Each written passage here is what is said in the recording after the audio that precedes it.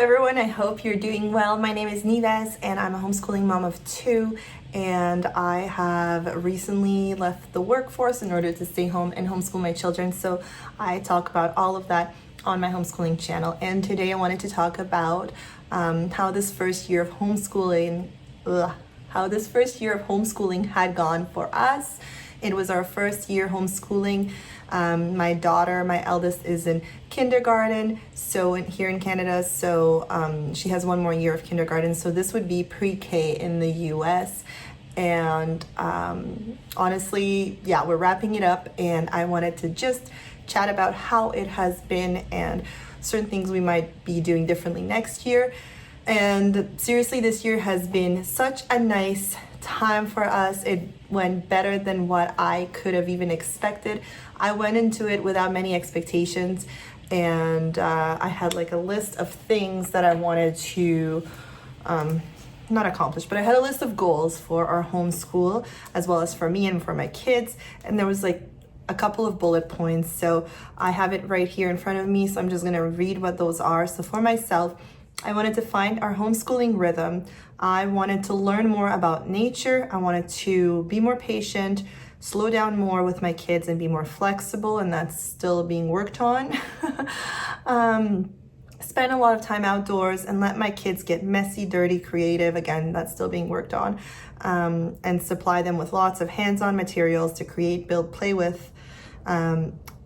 And then for my oldest, I had spent a lot of time outdoors, practice reading, because this is something that she wanted to do. Wild and Free Childhood. I was reading The Call of the Wild and Free by Ainsley Arment when I was writing this. I was rereading it actually when I was writing this list, and that's something that I wanted to keep top of mind. I really love a lot of her principles in there, and I try to go by them. Her approach is, I would say it's more an unschooling approach, or they call it wild schooling now, which I guess is not necessarily our approach, but we are also more eclectic in terms of Charlotte Mason homeschoolers.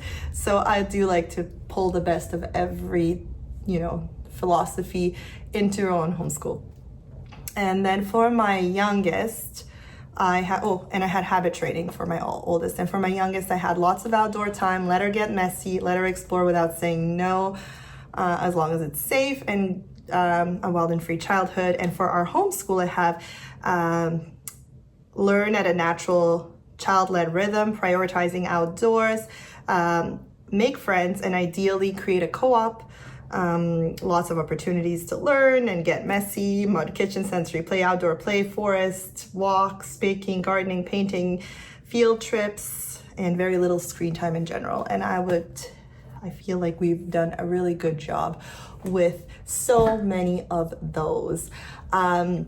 Something that's been a constant in our homeschool that I'm really happy with is the learning through seasons, learning about the natural world and being able to integrate it as part of our homeschooling experience, as part of our morning time and our morning basket. That has been a big constant in our life. I'm trying to do this so fast because my 2.5 years old is done her nap and she's calling me. So, my God, I don't even know if I'm gonna get to this.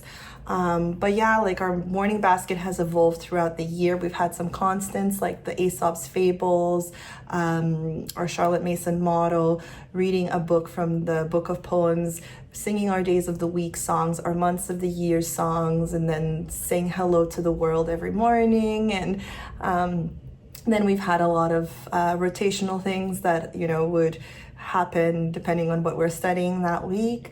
We would learn about apples, or learn about pumpkins in the fall, bats or owls, and my kids had so much fun doing that, and it was such a nice way to integrate that seasonal learning in our experience. Learning with our morning basket, and then doing a lot of outdoor seasonal learning about the natural world has been such an integral part of our year. I feel like we're better naturalists for it, and it's just kind of second nature now that we go and we're outside a lot, and we have such a big curiosity. I say we, not just my children, myself as well, and my husband too, such a big curiosity about the world that surrounds us and about the plants that we see, the trees we encounter, the animal tracks, how animals behave, etc., etc. And another constant was forest school. My oldest was in forest school one morning a week for 3 hours. So it was not a huge commitment, and I felt it was really nice for her to have that time where she did something alone, away from me and her little sister, where she got to kind of make her own friends and figure her way in that community. And I feel like it has made her into a more confident child, just speaking to others without relying on her mom to be there and to answer for her. And then also the nature component, I feel like she's so much more confident. She's in the forest leading the way. She's not afraid. She's often telling us about her adventures, teaching us about things that we don't know. And I feel like it's adding a lot of value to our homeschooling experience, to her days as a kid. I don't know about you, but I was raised like, my parents wanted me to have an appreciation for nature, but not to get too close to it. Don't get too muddy. Don't go into like muddy puddles. Don't touch certain plants that you don't know. But they didn't really know much about plants, so it was a lot of no to a lot of them.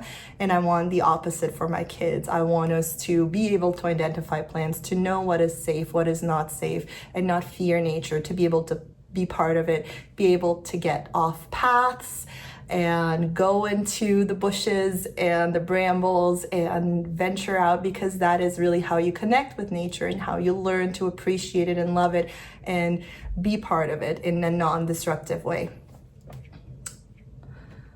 And then another thing that I'm really, really happy with was starting our own homeschool co-op. So I've started a nature-based homeschool co-op right in our backyard, and I've invited some like-minded families. So every week we've been meeting. It's been a constant group of families throughout the year, and my children were able to make friends, and I was able to make friends with the moms, and it's just as much of a good thing for my kids as it is for myself. And I think the other moms also feel similarly, and we learn again seasonally. What I love about it is that each week a mom takes on leading the circle time. So I come out with a schedule of here's what we're learning what week throughout the year. Again, it's based on the seasons, and then each week a different mom leads it, and each mom has something different to contribute.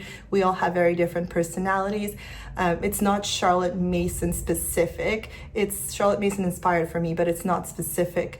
It's very much nature based. But yeah, I really like being exposed to different kinds of people who do things differently from me, and for my children to also learn from different kinds of people. So yeah, it's been a really fun social time for us and a constant throughout our year. And I'm really hoping we get to do this again next year. And then something else that I've noticed this year is that my own confidence as a homeschooling mom grew in terms of my knowledge. Like, I've been reading a lot of books about the natural world. I've been reading a lot about plants. I've been going through the Nature Study Handbook by Anna Comstock. And I've just been informing myself a lot more so I can be a better teacher to my children, and I can also learn better with them, so we can discover it together. And also I've been, partaking in certain workshops that I think would benefit me, not just as a mother, but as a person. Like the other day I went and I learned about wild edible plants, which was really just a very informative, immersive way to learn. And I just realized, this homeschooling experience for my kids made me realize that my learning has stopped at a certain age, and I've rekindled it. And it's been really, really fun. And then also my confidence grew in terms of accepting where I am in my life and accepting myself as a homeschooling stay-at-home mother. The other day I ran into my coworker and an old colleague of mine, and she asked me where I was these days, and I said, actually, I'm at home with my kids. And I felt really confident and really good saying that and speaking of that, because I remember in the beginning of the year, or even last summer when we had decided to homeschool, I felt very not necessarily insecure, but apprehensive about talking about it to others, because I would often get so many questions or comments such as I could never do that. And I didn't have the confidence that I have now to, respond or to want to talk about it. Whereas now I just see how much fun we've had and what a beautiful experience and blessing it has been in my life, that I'm just so much more confident talking about it and owning it in a way. Hello everyone, I'm just editing this video and I've realized that I haven't even touched on one of the main things that we have been doing this school year that has really shaped and contributed so much to our year.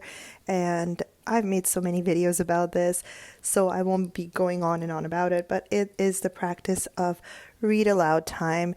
It has changed so many things in our home, so many of our habits. We are watching less TV, we are enjoying more time together while reading together, and we even integrated chapter books. So I'm really happy that this is something we've integrated into our homeschooling and that it is part of our homeschooling now. I'm really looking forward to having a solid plan of our reading materials for the next year as well. So one thing I would like to integrate more of in the next year is the Bible time. I feel like we have spurts of time when we study the Bible or we read the Jesus storybook for children, let's say, or we study the Bible, we read certain passages or we do certain devotionals, but then we just haven't integrated it in a steady manner. And I see what a beneficial practice it had been for my children, because they still talk about it. They love they talk about the love that Jesus has, how he shows it, and they are inspired by it because they want to reflect and they want to show that same love, and it's transpired in their play and just how they speak of Jesus. So I know that they carry the love of God in them. I know it's part of them, and I don't want to distract from that. I really want to bring that to our homeschooling experience. It's been a little bit harder for me because it's so new to me. Like, I come from an atheist world, so integrating this wasn't like a second nature thing. I'm coming to God in a way still, and I sometimes feel ill-equipped being the authority on God's word. And I guess nobody is the authority. I just need to open up the Bible and read God's word and let that speak to their hearts. But if there is, if there are any resources for people like me that you might recommend, please drop them in the comments below, because I would love to make Bible time, time with God, a more integral part of our homeschooling experience. Beyond just me reading the Bible on my own time. I'm out of breath because I've tried to finish this as quickly as I could, because my daughter is getting really furious with me right now. So I'm going to end this video right now. I really am glad that you're here and you are listening to this video. And if you've enjoyed it, please give it a thumbs up and hit subscribe. And I will see you in my next video. Bye, everyone.